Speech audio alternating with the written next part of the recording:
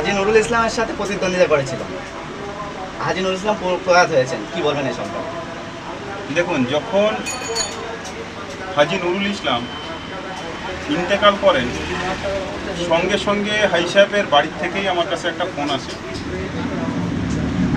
Phone আসার পরে খবর আসে যে উনি আর নেই।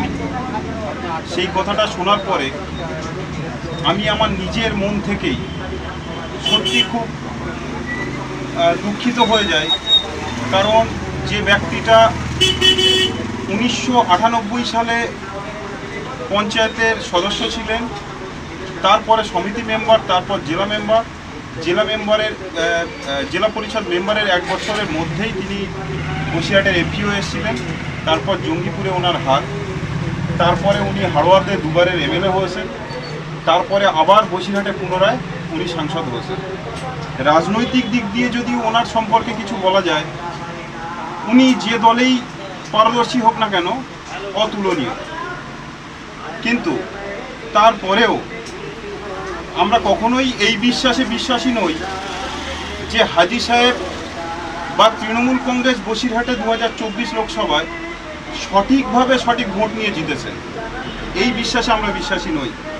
উনি বিগত দিনে কিভাবে জিতেছিলেন সেই অভিজ্ঞতা আমার ব্যক্তিগতভাবে আমার নেই, কিন্তু 2024 লোকসভা নির্বাচন সম্পূর্ণভাবে আমার অভিজ্ঞতায় আমি যতটা দেখেছি, উনি কিন্তু সঠিকভাবে জিততে পারেননি এবং সঠিকভাবেও মানুষের ভোট নেননি।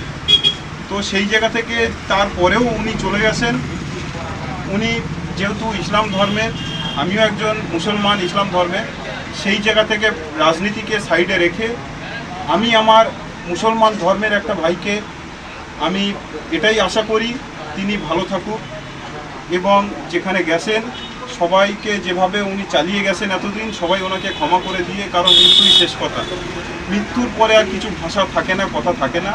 সেই জায়গা থেকে উনি ওপরওয়ালার কাছে যতটুকু কর্ম নিয়ে গেছেন, ভালো কর্ম, উনি সেটা নিয়েই সুখে থাকুক, এটাই চাইছি। 2024 লোকসভা ভোটে আপনাকে প্রার্থী হিসেবে দেখা গিয়েছিল আইএসএফের থেকে।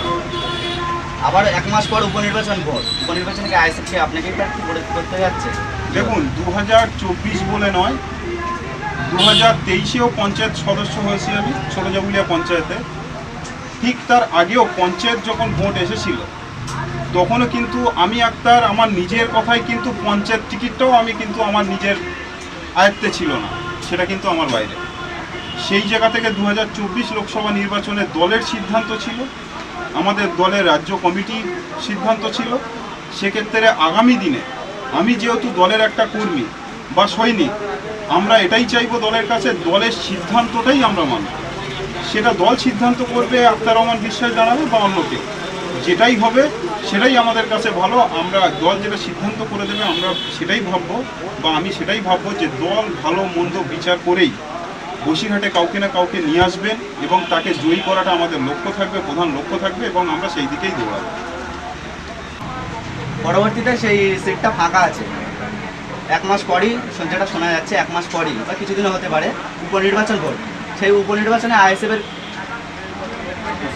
কেমন প্রস্তুতি, বলেন কি বলবেন এই সম্পর্কে? উপনির্বাচনের প্রস্তুতি বলছে, বসিরহাট লোকসভা টোটাল 7টা বিধানসভা আছে। 7টা বিধানসভার ভিতরে আমরা হাড়োয়া থেকে আইএসএফ বেশি ভোটে লিড করেছি। আমার বক্তব্য এটাই যে আমরা উপনির্বাচনে জিতব এবং ভালো রেজাল্ট করব।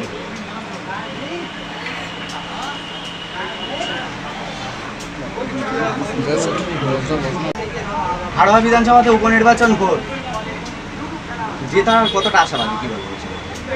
যেটাই আমরা 100% আশাবাদী, কারণ বসিরহাট লোকসভায় যে ভোট হয়েছে 2024-এ, উক্ত ভোটে হাড়োয়া থেকে আমরা সর্বোপরি আইএসএফ হাড়োয়া থেকে বেশি ভোটে লিড করেছি, আমরা লিড করাতে পেরেছি। সে কারণেই আরও আশাবাদী যে হাড়োয়াতে সঠিক ভোট হলে, সঠিকভাবে যদি গণনাও হয়, আমরা জিতব, 100% জিতব। আগামী দিনে কি পদক্ষেপ নিচ্ছেন? আগামী দিনে পদক্ষেপ নেওয়ার ব্যাপারে হচ্ছে যেভাবে ভোটটা আমরা যাতে হাড়োয়া বিধানসভাতে করাতে পারি, তার জন্য যেগুলো এজেন্ডা, যে স্টেপগুলো নেওয়া, সেই স্টেপগুলো নেব, যাতে আমাদের ভোট করাতে কোনো রকম অসুবিধা না হয়। সেই বিষয়ে আমরা যা যা নেওয়ার দরকার সবগুলোই নেব। উপনির্বাচনে কি জোট হচ্ছে আদৌ কি বলেন? জোট হচ্ছে কি না সেটা তো আমাদের জানার বিষয় না, সেটা আমাদের রাজ্য কমিটি আছে, তারা সেটা ডিসাইড করবে। ওনারা ডিসাইড করার পরে ওনারা যেটাই বলবে, যদি বলে জোট হবে, জোট হলে আমরা জোটের সঙ্গেই লড়বো, যদি সিঙ্গেল লড়তে বলে সিঙ্গেলই লড়বো। হাড়োয়া বিধানসভায় প্রার্থী দিচ্ছেন আইএসএফ, কি বলেন? হাড়োয়া বিধানসভায় আমি আশাবাদী উপনির্বাচন। অবশ্যই উপনির্বাচনে আইএসএফ প্রার্থী দেবে।